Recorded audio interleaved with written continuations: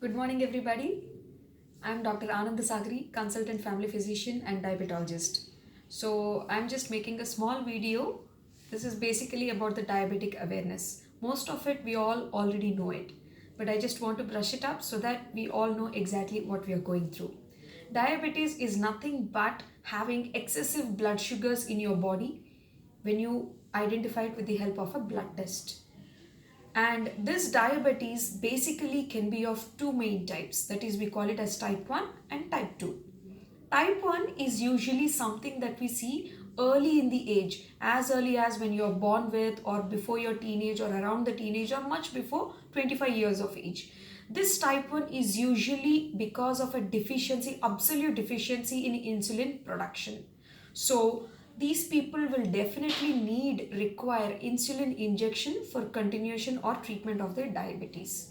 But whereas the type 2 are those which are independent of insulin, that is, they get the insulin or they get this type 2 diabetes mellitus only because of their lifestyle choices, that is, poor exercise or excessive eating or sedentary lifestyle, too much of carbs in their diet.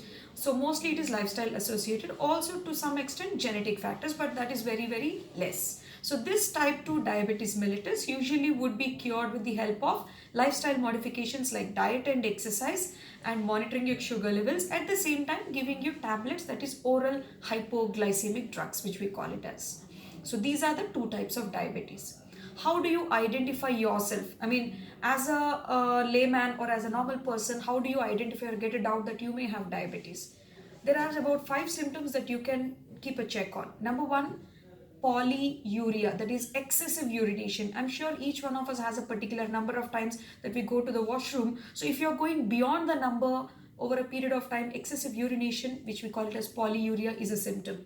Number two, poly polyphagia, that is excessive hunger. You feel like really hungry, you want to eat on little intervals frequently, once in 2 hours and all that. Okay, at the same time you have excessive thirst as well. You feel extremely thirsty, drinking lots and lots of water, going to the washroom, again you drink lots and lots of water and you go to the washroom. So these cycles keep repeating. At the same time, one may also experience excessive loss of weight in a short span of time. That means your colleagues may notice and say that why you're looking so lean, you've lost a lot of weight, or you yourself may be able to identify saying that your trousers are getting loose, or women can identify saying that my tops are getting loose, or suddenly I've lost so much of weight. You may look a little weak, and someone may experience even excessive weakness and tiresomeness. Say you are already used to doing a certain amount of daily activities, maybe when you are diabetic you may experience excessive tiresomeness even while finishing half of those activities. So that can be taken as a symptom. So excessive urination, excessive thirst, excessive hunger, feeling excessively weak, and losing a lot of weight. So these 5 symptoms can help you at your level that you may have diabetes, at which point you can reach to your nearest physician, take the recommended tests, and maybe seek the necessary help. Number 5, how can you identify diabetes at the lab level? That is, what tests are to be done. There are no massive costly tests for this, just a simple blood test which includes 3 main blood tests. One is your fasting blood sugar, that is your early morning sample of blood sugar taken after your 12 hours of fasting. Number 2, a blood sample is also collected after 2 hours of your breakfast, which is called as postprandial blood sugar. Number 3 and most important one is your HbA1c. I've made a separate video on this which is already there in my Instagram feed, but you can also watch it later, which I'm going to upload again. HbA1c is a 3 months glycated hemoglobin. That means this is very, very essential for us because it helps you to know it gives you a blood picture for the past 3 months of your average blood sugar. So this is more authentic because your fasting and post breakfast sugars may be little altered depending on what breakfast you've had. If you've had less sleep or if you've not maintained a 12-hour window of fasting level, it can alter. But whereas your HbA1c can be given at any part of the day, without eating or with eating, it doesn't matter because it gives you a 3 months average of your blood sugar levels. So fasting sugars, post breakfast sugars, and your HbA1c levels, all these three help you to monitor your sugar levels. Number 6, what is the treatment strategies that we give for your diabetes? If it is type 1, it is most whole and solely on insulin injections. Number 2, that is for your type 2, it is mostly number 1 mode of treatment is your diet and exercise, which is a very important role. And number two, if it is not helping you to cure your diabetes, an oral hypoglycemic drugs, that is your diabetic medication in the form of tablets, are given. Okay. Apart from this, trying to keep yourself disciplined with a well maintained balance, low carbohydrate diet, along with a meticulous amount of 45 minutes to 1 hour of good amount of brisk walk or running or exercise every day, that is at least 5 days a week, plus your medication, and having a 3 monthly checkup with your diabetologist or your doctor helps you to keep your diabetes in control.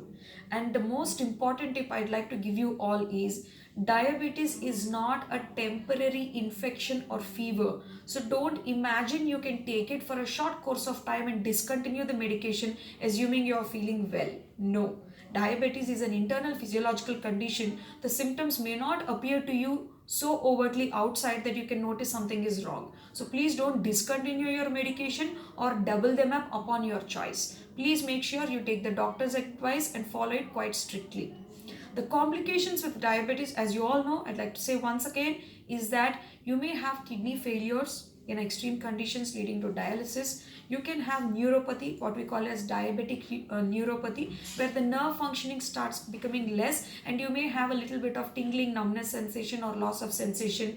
And you can have even sometimes diabetic ulcers, that is non-healing infections. Healing process takes a very long time. You may have diabetic ulcer foot. There are many ulcers which are forming on the foot leading to amputation. Sometimes we may have to remove the entire finger or the foot. So please make sure we don't go till the level of complications, and keep these simple steps and these simple tips in your mind. Identify it at the right moment or much earlier and prevent. As I always tell to my patients, prevention is much better than cure. So please stay in the preventive state. Hope this helps you all. Have a